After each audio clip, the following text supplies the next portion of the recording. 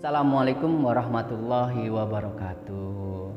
Kembali lagi kita akan belajar tentang perubahan fisik pada masa pubertas dengan Pak Adi di kelas 6 ini. Kita akan memulai, namun sebelum kita memulai, alangkah lebih baiknya kita membaca surah Basmalah terlebih dahulu.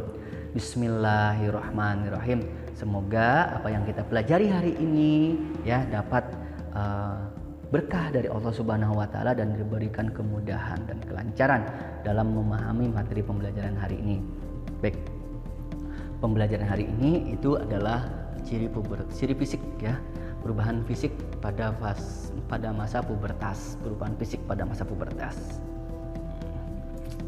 Apa yang terjadi? Ya, perubahan fisik pada masa pubertas tentunya kalian yang pada fase ini itu kalian sudah masuk pada fase pubertas. Rentangnya 10 atau 11 tahun sampai dengan 15 atau 16 tahun. Apa sih yang terjadi? Perubahan fisik tentunya. Tambah dhuwur, tambah tinggi. Itu yang standar, itu yang biasa.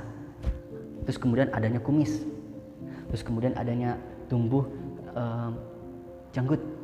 Nah, pada laki-laki perhatikan. Tentunya, kenapa sih pada laki-laki aja, kadang pada perempuan? Oke, nanti kita akan membahas tentang perempuan. Pada laki-laki dulu. Di laki-laki terdapat, lihat, ada perubahan dari mulai dia kecil atau bayi sampai dia tumbuh menjadi dewasa. Di dewasa itu ada apanya? Kumisnya. Ya, tentunya dilihat dari kumisnya. Kok bisa ada kumisnya? Ya, karena perubahan fisik pada laki-laki. Kalau misalnya perubahan fisik pada perempuan, mohon maaf, dadanya membesar, tumbuh payudara, terus kemudian pinggulnya membesar. Nah, itu perubahan fisik pada perempuan. Terus saya malu, harus malu? Jangan. Ya, perubahan fisik pada fase laki-laki maupun pada perempuan, kalian tidak boleh malu terhadap perubahan tersebut. Karena apa? Itu merupakan anugerah dari Allah Subhanahu wa taala untuk kita sebagai manusia. Nah, pada saat perubahan-perubahan itu terjadi, bagaimana kita mensyukurinya, bagaimana kita merawatnya, bagaimana kita menjaganya, dan bagaimana kita penerimaannya terhadap apa yang diberikan oleh Allah Subhanahu wa taala kepada kita.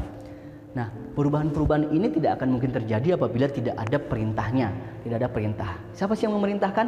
Ternyata ada yang namanya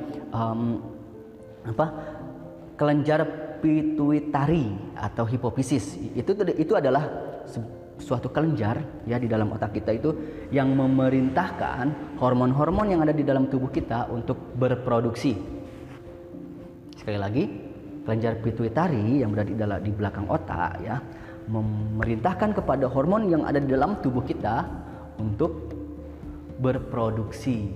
Bagaimana yang pertama terjadinya menstruasi pada perempuan. Hormon apa? Ternyata dia harus mengaktifkan hormon ovum atau hormon yang ada di dalam sel telurnya, di dalam rahimnya. Dia kemudian produksi, terus kemudian muncul sel ovumnya, terus kemudian melebur, jadilah menstruasi. Pada laki-laki, kemudian testis itu tunjuk, kamu produksilah sperma. Oh iya, diproduksilah dia sperma pada laki-laki. Kemudian sperma itu diproduksi. Terus kemudian ketika produksinya itu banyak ya, pada malam hari ketika beristirahat, kemudian sperma itu keluar dengan tidak sengaja ya, terus kemudian jadilah itu mimpi basah. Harus kalian ketahui juga bahwa pembelajaran hal seperti ini tentunya tujuannya bukan hal yang buruk ya, namun pemahaman kepada kalian, pemberian materi kepada kalian tentang apa itu menstruasi, apa itu mimpi basah, perubahan apa yang terjadi. Oh, ternyata itu merupakan perubahan ciri perubahan fisik pada fase pubertas atau pada masa remaja. Perubahan-perubahan yang terjadi ini harus kalian pahami, harus kalian akui dan harus kalian jaga. Karena apa? Tentunya ketika perubahan-perubahan ini terjadi kepada kalian sudah siap untuk penerimaannya. Oke. Coba yang perempuan coba bertanya kepada ibunda ya, bunda kok aku seperti ini, bunda kok aku seperti ini, dan lain sebagainya. Yang laki-laki tanya kepada ayahnya, ayah aku ini ya, aku ini ya, bagaimana? Oke. Kenapa harus seperti itu? Oke, bangunlah kedekatan dengan keluarga, bangunlah kedekatan dengan ayah dan ibu, ceritakan pengalaman kalian. Ibu dan ayah kita tentunya sudah mempunyai pengalaman yang sama karena mereka sudah melewati fase seperti kalian, fase di mana ada pertumbuhan-pertumbuhan yang mungkin mereka rasakan janggal. Ini pertumbuhan apa ya? Ini kenapa ya bisa seperti ini? Nah, pertumbuhan sekunder dan pertumbuhan primer dan pertumbuhan sekunder. Itu apa sih, Pak? Pertumbuhan primer ini ya pertumbuhan fisik yang terjadi pada bagian dalam, bagian yang tak tampak bagi kita. Contohnya pada perempuan itu menstruasi, pada laki-laki itu adalah diproduksinya sel sperma. Terus kemudian perubahan sekunder, perubahan yang terjadi pada perubahan faktor fisik. Perubahannya tampak, perubahannya dapat terlihat ya, seperti tumbuhnya kumis dan janggut pada laki-laki. Terus kemudian pada perempuan pinggulnya melebar. Apakah itu saja? Tentunya tidak. Ketika suara sudah mulai membesar, dan pada perempuan suara sudah mulai nyaring. Nah, itu juga merupakan pertumbuhan fisik yang terjadi pada fase remaja. Pertumbuhan ini akan banyak sekali ya, pertumbuhannya akan banyak sekali. Nanti ada tabelnya. Setelah ini kita akan melihat tabel apakah pertumbuhan fisik pada laki-laki dan pada perempuan. Tentunya kalian juga harus menggarisbawahi ya pertumbuhan ini untuk pembelajaran kita tentunya. Nah, pertumbuhan sekunder. Nah, ini adalah pertumbuhan sekunder saja, pertumbuhan fisik ya, pertumbuhan fisik yang terjadi pada laki-laki maupun pada perempuan. Yang pertama itu adalah tubuh semakin berat dan tinggi. Tubuh semakin berat dan tinggi. Jadi tubuhnya sudah mulai tinggi ya. Ada sekarang yang sudah mulai tingginya melewati Pak Adi, mungkin ada tingginya sudah mulai melewati Pak Adi. Itu adalah pertumbuhan fisik pada masa remaja. Terus kemudian bertambah menjadi berat dan besar. Bagi yang laki-laki suaranya berat dan besar.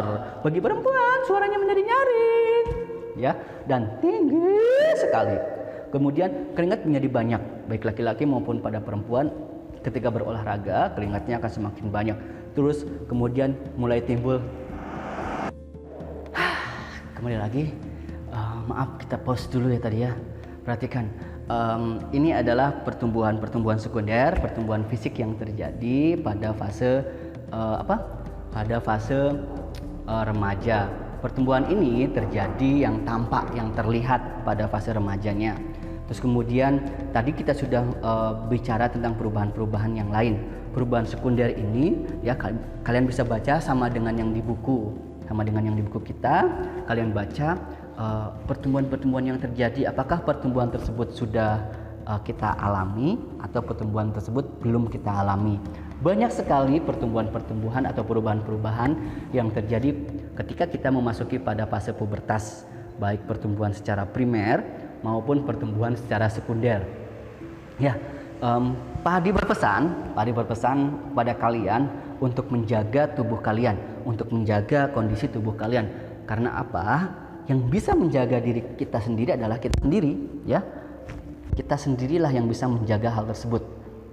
Jadi kita sudah harus bisa memilah mana pergaulan yang baik, mana pergaulan yang buruk, yang mana harus kita ikuti, yang mana harus kita jauhi. Kita harus sudah mulai bisa membedakan itu semua.